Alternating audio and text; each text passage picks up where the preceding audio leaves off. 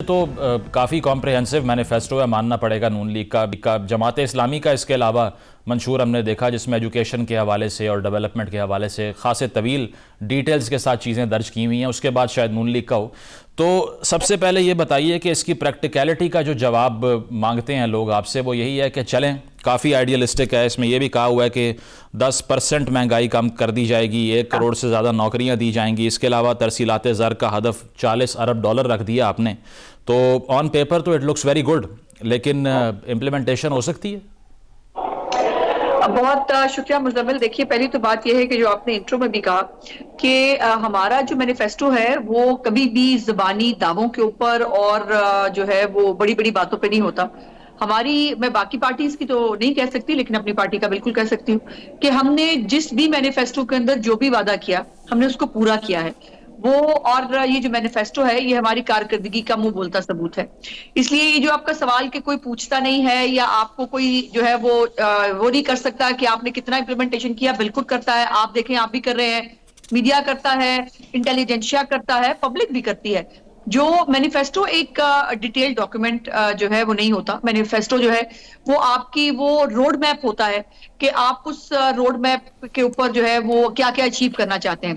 अब उसके अंदर पॉलिसीज क्या होंगी, वो किस तरह से जब हुकूमत आपके पास आती है, आप क्या पॉलिसीज उस मैनिफेस्टो के मुताबिक बनाते हैं। आपको जो इंटरनेशनल आपकी ऑब्लिगेशंस होती हैं, आपके मुख्तलिफ कॉन्ट्रेक्चुअल जो आपकी ऑब्लिगेशंस होती हैं उसको सामने रख के पॉलिसीज बनती है। तो हमने जो भी पहले भी मंशूर दिए थे उस पे जो कहा उस पे अमल किया, और अब भी हमने बहुत ही रियलिस्टिक जो है वो मंशूर बनाया है। और कायद मियां नवाज शरीफ साहब की बहुत कैटेगोरिक इंस्ट्रक्शन थी इस हवाले से कि कोई भी ऐसा वादा नहीं किया जाएगा जो पूरा ना किया जा सकता हो या जो अनरियलिस्टिक हो। तहरीक इंसाफ भी जी, तहरीक इंसाफ रिपीटेडली ये इल्ज़ाम लगाती रही है वैसे कि आप पीडीएम की हुकूमत में आए इसलिए थे कि केस माफ़ करवाने हैं। अब आपके मैनिफेस्टो में लिखा है कि नैब तो बिल्कुल ही असर नौ ख़त्म कर दी जाएगी।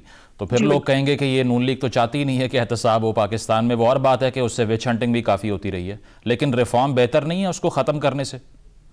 नहीं, देखिए, नैब जो है ना वो एक ऐसा इदारा अनफॉर्चुनेटली डेवलप हो चुका है कि, और इसके ऊपर सिर्फ सियासी जो है वो लोग नहीं, आप अदालतों के फैसले निकाल के देखिए कि जिसके अंदर अदालतें भी ये कहने पे मजबूर हुई कि ये एक ऐसा इदारा जो विच हंटिंग करता है, ये ऐसा इदारा जो पॉलिटिकल इंजीनियरिंग के लिए इस्तेमाल होता है, ये एक ऐसा इदारा है कि जिससे, और फिर इसकी कारकर्दगी देखिए आज तक क्या है।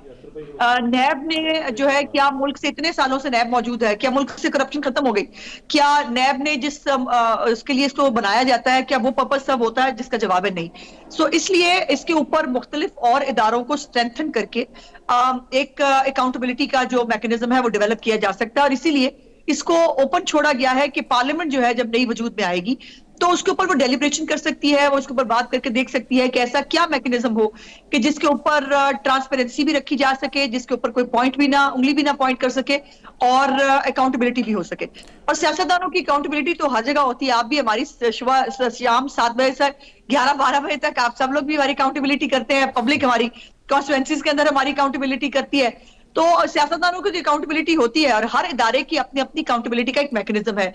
जो अदलिया है उसका एक अपना मैकेनिज्म है, जो इस्टेब्लिशमेंट है, फौज है, उसका एक अपना मैकेनिज्म है, सो ब्यूरोक्रेसी का एक अपना मैकेनिज्म है। सो इसी तरह का मैकेनिज्म जो है वो पार्लियामेंट को भी डिवाइस करना चाहिए सियासतदानों की जो है वो अकाउंटेबिलिटी के लिए। लेकिन तो वो हमने कोई एक सिर्फ लाइन ऐड कर दूं, हम पे जो इल्जाम लगाते रहे, हम पे जो इल्जाम लगाते रहे वो उसको कहीं साबित नहीं कर सके, और हमारे सारे केसेस जो है वो कोर्ट्स के अंदर खत्म हुए हैं। हमें किसी नैब ने अकोमोडेट नहीं किया। लेकिन अलमिया ये है ना कि जैसे ही एक हुकूमत आती है तो उसके बाद नैब से इसको गिला नहीं होता। उसकी वजह यह है कि फिर नैब का रुख जो है वो उनकी अपोजिशन की तरफ हो जाता है। तो कहीं ऐसा तो नहीं हो जाएगा जिस तरह 90 की दहाई से अब तक हम देखते आ रहे हैं कि जिसकी हुकूमत बनी उसने 62-63 को भी रिफॉर्म नहीं किया, नैब को भी नहीं किया। अब आप कह रहे हैं कि 62-63 को भी रिफॉर्म करना है। वैसे तनकीद इस पर भी हो रही है कि ये असल हालत में बहाल करना क्या चीज़ है? असल हालत में बहाल करना ये चीज है कि इसको जो है वो जो एक साकिब निसार की जो इंटरप्रिटेशन थी कि कोई बात नहीं, फेक एनओसी पे अगर बनी गाला बना भी हो तो ये सादिक और अमीन है। इसके ऊपर बहुत सारे उस इमरान खान की जिंदगी के ऊपर बहुत सारे क्वेश्चन मार्क्स है, लेकिन फिर भी वो सादिक और अमीन है, और ये सादिक और अमीन एक पॉलिटिकल कार्ड बनाया गया था। सो उसको खत्म होना चाहिए। और दूसरी जहां तक ये बात है कि देखिए, अगर हमने किसी से हमें किसी सियासी मुखालिफ को स्नैप भी करना हो, उसको खत्म करना हो, तो हमारे लिए बहुत अच्छी चीज है कि हम नैब को चलने दें। लेकिन सियासी इंतकाम हमारा मतमा नजर नहीं है। हम किसी के साथ भी छटिंग नहीं करना चाहते, इसीलिए अपने सियासी मुखालफिन को हम नैब के जरिए जो है वो ट्राई नहीं करना चाहते। और इससे ज्यादा कोई हमारी ऑनेस्टी और जो हमारी एक गुड विल जेस्चर है पाकिस्तान के पॉलिटिकल सिस्टम की तरफ, पाकिस्तान की जमहूरियत की तरफ, उसको बड़ी आसानी से जो है वो गेज किया जा सकता है। अज़मा साहिबा, लेकिन काफ़ी प्रोग्रेसिव मैनिफेस्टो शायद हो चुका है, इसीलिए तनकीद भी हो रही है। अब अंसार अब्बासी साहब ने आज एक कॉलम लिखा है और वो ये कह रहे हैं कि नून लीग दरअसल जो मजहबी शिकें हैं आइन के अंदर, उसकी मुखालिफ बन चुकी है। नहीं, ऐसा नहीं है। मुझे हैरत ही होती है, हमारे पता प्रॉब्लम है मुजम्मिल के हमारे मुल्क में जो है ना, हर बंदा ये साबित करने के लिए तुला हुआ है कि मैं मुसलमान हूं, बाकी सब गलत मुसलमान है, सिर्फ मैं पक्का और सच्चा मुसलमान हूं। और अल्लाह पाक ने जो है वो ये किसी इंसान को ये इख्तियार दिया ही नहीं है कि कोई कितना बड़ा मुसलमान है, कोई कितना बड़ा आशिक रसूल है, ये कोई दूसरा इंसान जो है वो इसका कोई रोड बना के दे या वो इसको कोई सर्टिफाई कर सके। ये इंसार अब्बासी साहब की एक, आपको पता है कि उनका एक टिल्ट है इस तरफ से, वो मजहब और सियासत को समटाइम्स जो है वो बहुत मिक्स करने की कोशिश करते हैं। पाकिस्तान मुस्लिम लीग नून एक जो है वो मजहबी जो तमाम रुझानात के साथ एक प्रोग्रेसिव पार्टी है। और हम कभी मजहब को, कोई पॉलिटिकल पार्टी क्या कोई मजहब को नजरअंदाज कर सकती है? ये मतलब अनफॉर्चुनेट है इस किस्म के कॉलम्स लिखना, इस किस्म की क्रिटिसिज्म करना, और बगैर किसी वजह के। अब 62 63 जो है मुझे समझ में नहीं आता। 62 63 सिर्फ वही एक मजहब से रिलेटेड चीज है और बाकी कोई चीज जो है मजहब से रिलेटेड नहीं होती। सिर्फ 62 63 जो एक डिक्टेटर ने जो है वो रखी थी, उसकी गलत इंटरप्रिटेशन अदालतों से कराई गई, उसको जो है वो एज इट इज आप अपने चहेतों को देने के लिए रखें, तो फिर आप मुसलमान है, वरना मुसलमान नहीं है। ये हमने ये मजहब कार्ड बहुत भुगता है। अगर आपको याद होगा, हमारे खिलाफ तो एक मजहब कार्ड के हवाले से एक कैंपेन भी, बड़ी लीथल कैंपेन चली थी।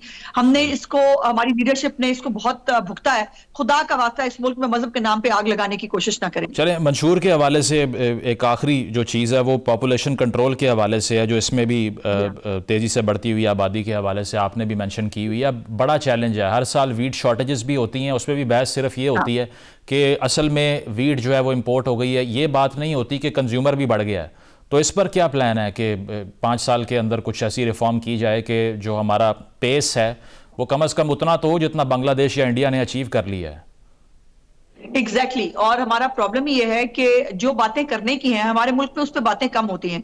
हम सियासी पॉइंट स्कोरिंग भी बहुत करते हैं। कभी मुझे बताइए कितने टॉक शोज हुए होंगे पॉपुलेशन कंट्रोल के ऊपर?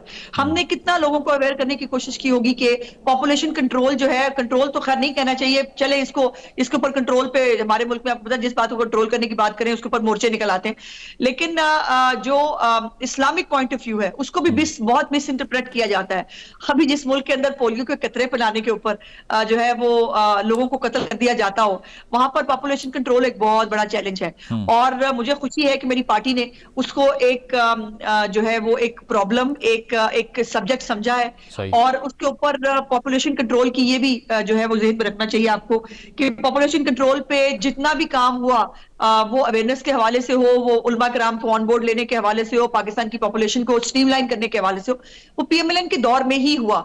और अब भी मुझे उम्मीद है कि इंशाल्लाह ताला ये हुकूमत आने के बाद इस पॉपुलेशन कंट्रोल के हवाले से वॉर फुटिंग्स पे काम होगा और आम आदमी को बताया जाएगा कि अगर जो पॉपुलेशन, और पूरी दुनिया में, इस्लामी दुनिया में ये तमाम चीजें इस्तेमाल होती हैं। लोग पोलियो के कतरे तमाम इस्लामी मुल्कों में फैलाते हैं। तमाम इस्लामी मुल्कों में जो है वो पॉपुलेशन कंट्रोल की जो है वो काम होते हैं, लेकिन मुल्क के अंदर, हमारे मुल्क के अंदर जो है वो वतीरा ही अलग है। अच्छा, ये क्योंकि आपने कहा कि हेल्दी डिबेट नहीं होती, अब बिलावल भुट्टो साहब नवाज शरीफ साहब को हेल्दी डिबेट की दावत दे रहे हैं, आप कबूल नहीं कर रहे? नहीं, देखिए, एक तो बिलावल भुट्टो साहब अभी इतने बड़े नहीं हुए कि वो जो है वो 3 दफा के इलेक्टेड प्राइम मिनिस्टर को जो है वो उनका कद बढ़ाने के लिए उनके साथ बिठा दिया जाए। तलाल चौधरी साहब आजकल फारिग हैं, वैसे उनको टिकट नहीं मिला, उनको हम इंशाल्लाह ताला सेनेट पे लेके जाएंगे। लेकिन जब फॉरेन मिनिस्टर उनको बनाया था तो तब तो तारीफ हो रही थी उनकी मैच्योरिटी की।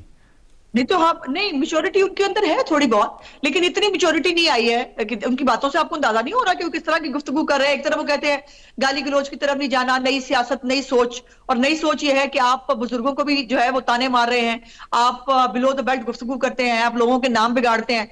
तो बिलावल भुट्टो साहब जो है वो मेहरबानी करें जगह और टाइम बताएं, तलाल साहब को भेजेंगे हम इंशाल्लाह। अच्छा चलें, आखिरी सवाल। कल बेशक कराची के अंदर जिस तरह से पीटीआई कारकुनान ने पुलिस पर हमला किया काबिल मजम्मत है, लेकिन उसके अलावा मुख्तलिफ शहरों में जो उनकी रैलीज थी उस पर क्रैकडाउन होना, एज ए पोलिटिकल वर्कर आपको नहीं लगता कि इससे और स्पेस उनकी अगर कम होती है तो तनकीद आप पर आएगी सारी?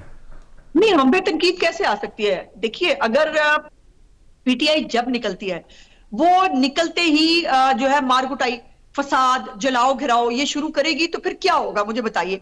ये सवाल आपको पीटीआई से पूछना चाहिए और ये बात सोचने की कोशिश करनी चाहिए कि पीटीआई के अंदर इतना तशद्दुद का एलिमेंट क्यों है। वो कोई पॉलिटिकल एक्टिविटी बगैर फसाद के, बगैर तशद्दुद के क्यों नहीं कर सकते।